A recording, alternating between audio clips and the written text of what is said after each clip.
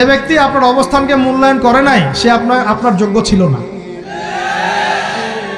এখন আপনি কি করবেন? নিজের অবস্থান উন্নত করেন, আপনার পিছনে লাইন ধরে ঘুরবে ইনশাআল্লাহ। এটাই বাস্তবতা। দুনিয়া খুব খারাপ জিনিস। মানুষ মানুষের অবস্থানকে মূল্যায়ন করে, মানুষ মানুষের অবস্থানকেই মূল্যায়ন করে, কিন্তু আল্লাহ রাব্বুল আলামিন আপনাকে সর্বাবস্থায় ভালোবাসেন। আলহামদুলিল্লাহ। এই যে আমরা এখন অনেক পাপ করছি না, আল্লাহ কি আমাদেরকে আযাব দিয়ে ধ্বংস করে দিয়েছেন? আল্লাহ পাক এখনো আমাদেরকে ভালোবাসেন, রহম করেন, অপেক্ষায় আল্লাহ পাক অপেক্ষা করছেন কখন তওবা করবে, আমি তওবা কবুল করব। এই কখন আমার বান্দা খালি একবার বলে আস্তাগফিরুল্লাহ, আল্লাহ পাক সাথে সাথে মাফ করে দেবেন। আর সেই আল্লাহকে ভুলে আপনি কার পিছনে ছুটছেন?